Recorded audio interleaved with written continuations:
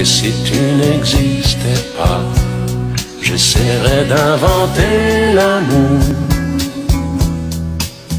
comme un peintre qui voit sous ses doigts naître les couleurs du jour et qui n'en revient pas. Et si tu n'existais pas, dis-moi pour qui j'existerais. Des passants endormis dans mes bras que je n'aimerais.